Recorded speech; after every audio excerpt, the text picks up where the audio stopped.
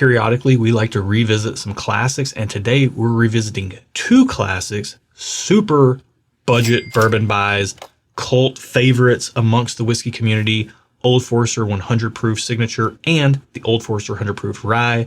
We're going to see what we think about them after not having them for a while, and we're going to see which one we think is the better buy. Let's get into it.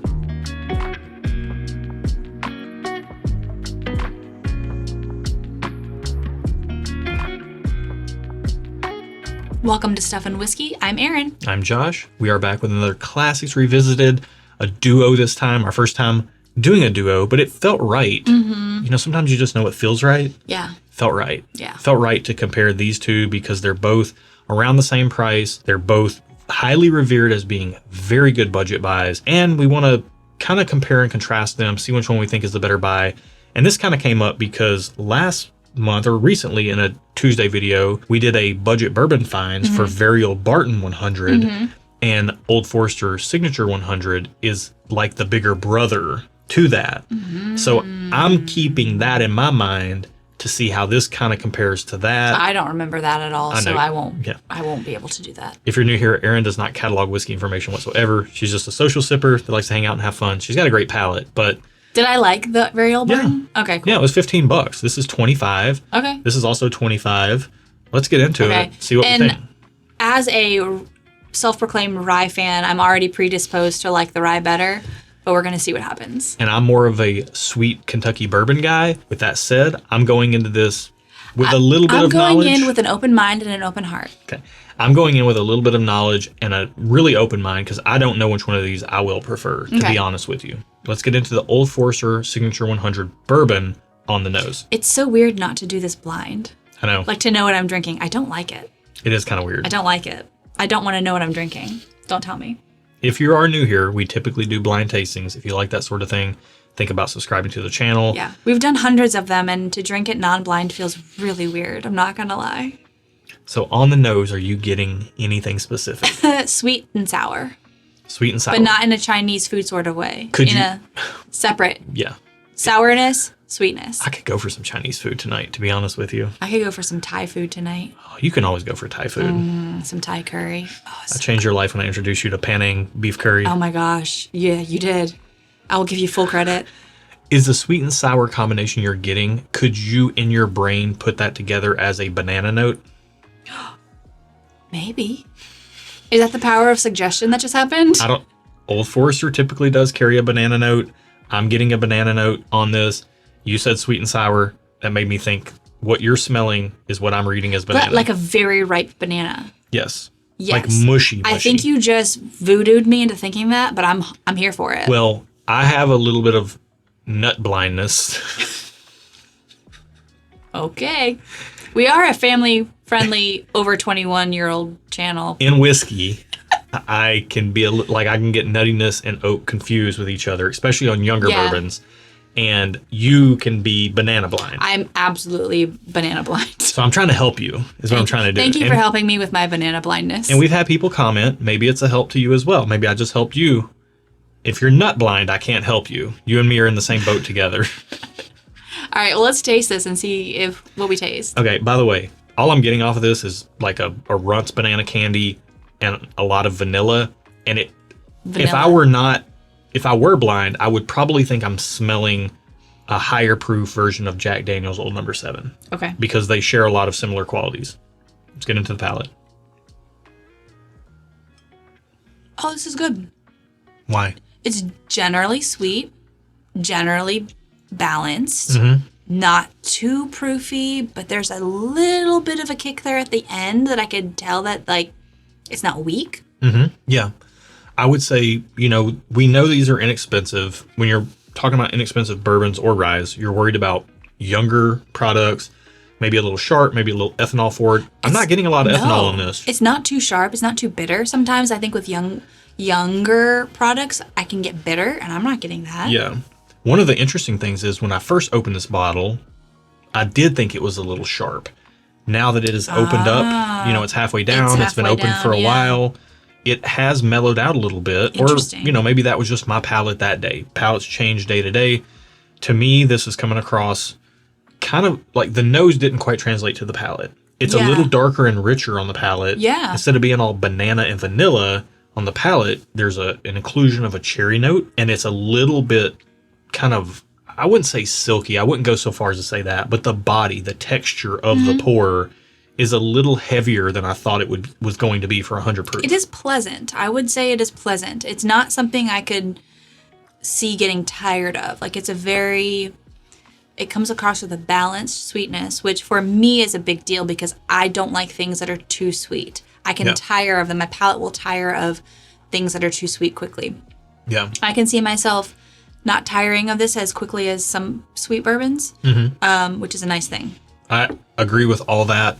I think it's generally pretty good. I do think, off memory alone, and we'll put this against the very old Barton 100 in our double-blind sample pool of head-to-head matchups, and when they come up both double-blind, we'll see how we feel there. But I think for $25 in our market, I think this is a great value. I do think it is worth paying up from the old Barton. The very old Barton. Yeah. If you look back, or I'll put a link in the video description below, I specifically remember saying that this reminds me of the Barton profile, which different. Old Forester versus Barton are two different profiles, but they have a lot of similar tasting notes. Okay. But I specifically mentioned that the fact that the cherry note was missing, and it is here in this. It's the most predominant What type of fruit cherry? sweetiness. Are you thinking like the bright? Fruit sweetiness? Yeah. Fruity sweetness is what I meant to say. When you say cherry, are you thinking the bright red maraschino cherry? Okay. Yeah, absolutely. So that's the bourbon.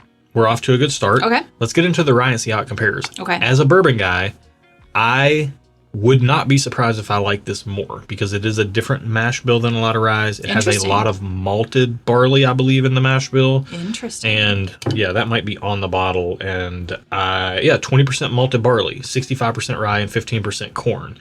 So you're getting more corn than typical rye. You're getting malted barley. You're getting less of those herbal, herbaceous rye less type of notes. your common rye notes. Right. And I do know for a fact that in blind tastings, this has tricked me into thinking it's a bourbon. So now that I know I'm drinking it, not in a blind, let's visit it compared to the Old Forester Signature 100 bourbon.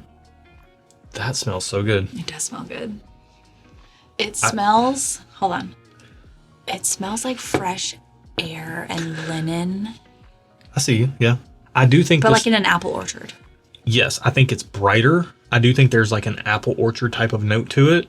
And I think there's a little bit of zestiness in the sense of like a citrusiness, like a, wow, that's not a word actually. My brain just fizzled out and my mouth stopped working mid-sentence. Citrusiness? Citrusiness. That's not a word I don't think I've ever said before. But yeah, it's almost like a orangey, lemony type of thing that just offers this brightness. It makes it a little bit more dynamic. I feel like I might be smelling a 7-Up. Yeah. Well, I thought, I didn't say this, I wish I would have, but we got to talking about other things.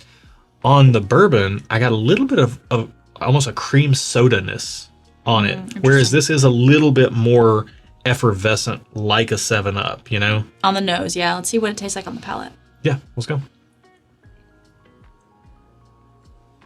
Oh, this is lovely. Yeah, you would think so. It's a little bit softer than the bourbon, which Agreed. I don't like that, I will say. But the flavors that I'm getting are very nice. I'm getting Granny Smith apple. Oh, and I had something and I lost it. Oh, snap. Hold on.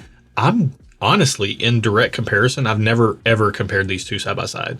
But in direct comparison, I'm getting a little bit of that citrusiness and I'm getting some pininess, like an evergreen type of vibe to it, which I've never gotten on this blind by itself. That's wild that I'm getting it right now. It's because you know you're drinking a rye. I wasn't expecting it at all. I've had this before. I've had quite a lot of this before, and we use this in cocktails a lot as well. There is an effervescence. It's like a green apple effervescent. Like green apple, not Pop Rocks. That's too poppy. But there's like a 7-Up, yeah, but like a green apple kind of 7-Up. Not a very tart green apple, a sweet green apple. Yeah, I mean, I think that's generally lovely. I think that's a really good rye. I think on second sip, I'm getting more of the sweetness. Coming right off the heels of the bourbon, I think any kind of pininess or anything stood out a little bit more. Took a drink of water, started here. Oh, let me do that. I'm definitely getting more of the sweetness. I'm getting a cherry note in this as well, in the rye. So there are some common threads, which you would expect with it being the same distillery, but it's fun to see that play out on the palate. And I think generally speaking, it's wild because people talk about rye being spicy, which is one of my biggest pet peeves when it comes to whiskey tasting notes, is somebody says something is spicy, but they don't specify what type of spice. Because there's baking spices, there's hot heat spices. You got to be specific. For me, I usually mean hot heat spices. Yeah, or a peppery sensation. Which kind of, for me, also kind of merges with hot heat spices. Right, but there's a big difference between black pepper and red pepper. Red pepper is sharp and strong and hot. Yeah, you have a whereas point. Black pepper just kind of has a sensation. You have a point. Right. So to be specific, this doesn't have much spice at all. It has less spice than the bourbon. I think it drinks easier. It's more approachable. It feels older, which makes sense because rye matures faster. These are probably both about 4-year products. Rye does tend to mature faster, so it tastes a little bit more well-rounded, has a little bit more oak on it. Yeah. So, yeah, this is very interesting. Do you have a preference right off of tasting these two side by side? No, I feel like they're different. Yeah, so who should be buying these for different reasons? Oh my gosh. I don't know. Don't ask me that. That's a hard question. I mean, I feel like if you like ryes, you'll appreciate what's in the rye, the glass 2. Yeah. If you typically don't like bourbon because it's too sweet, I feel like this is a good one to try because it is sweet, but it's, in my opinion, it's not too sweet. Mm-hmm. Yeah, that's all I got. Okay. Well, I would say just knowing the way that things work, most people that watch our channel Like bourbon. Yep. More than rye. So what I would recommend is honestly buying both. You know, Yeah, you're not out much. You're out $50. they're different moods. And I would try them side by side because this could change your mind on rye because it does have some sweetness. I would actually start with this and then go back to this. Go to that, yeah. And see if you have a preference for one or the other. This makes fantastic cocktails. Even if you don't ever drink it neat or on ice or whatever, this makes fantastic cocktails. It's one of our favorite, and that's what they made it. Old Forester made this to be a bar product for cocktails for bartenders.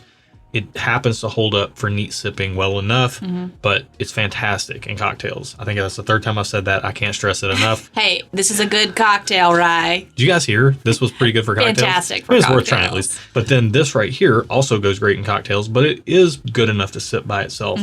But I think there's some palate expansion opportunities in here if you're willing to invest $50 in the experience of both of these bottles. And I do think they are different enough where you could get 2 different experiences out of them. Like I would want these on different nights. Yeah. Oh, 100%. Yeah. And I'm going to make a little blend real quick Oh. and see if that works out. Oh, I've got about 50-50 left. Yeah, I did too. And that's why I was like, hey, could these be blended Let's together see. and made into something that's maybe, maybe there's some synergy at play. Sometimes when we do this, it's amazing and sometimes it's horrible. I feel like I dropped a good business term that you would appreciate. Synergy. And you didn't. You just blew it right by. Synergy. Blew it right by? It's blew right by it? Yeah. There we go. It smells good. It does smell smells good. like maple syrup. It's got a maple syrupy note and it's brighter. It's almost brings out some of the ethanol, but in a spicy kind of way, like a hot spice. I'm not getting that. And I like that. I'm getting like freshly warmed maple syrup. I can kind of get that. You know how maple syrup smells different when it's cold versus hot? Yes. That's what I'm getting, the it's hot. good on the palate.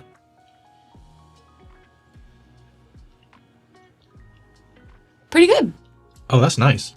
It's not blowing me away, but it's also pretty nice. Like it's a generally pleasant drink. Yeah. I think it tempers some of the piney evergreen notes in the rye.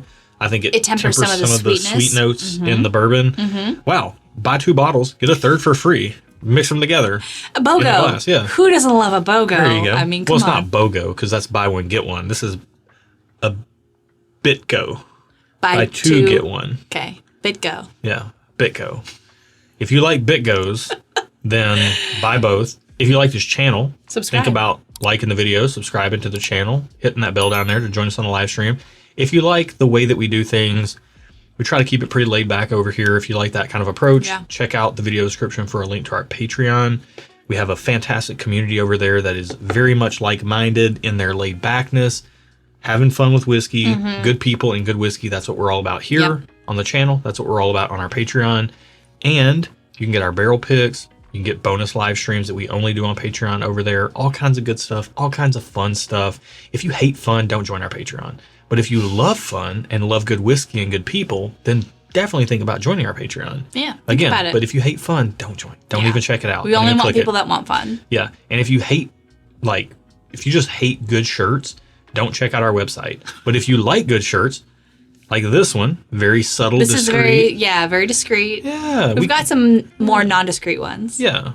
But if you like everything discreet and non-discreet, check out our Stuff and Whiskey website. We're going off the rails. It's down there too. All right. We're done here. We're done. Thank you for joining us today. We really appreciate you spending your time with us.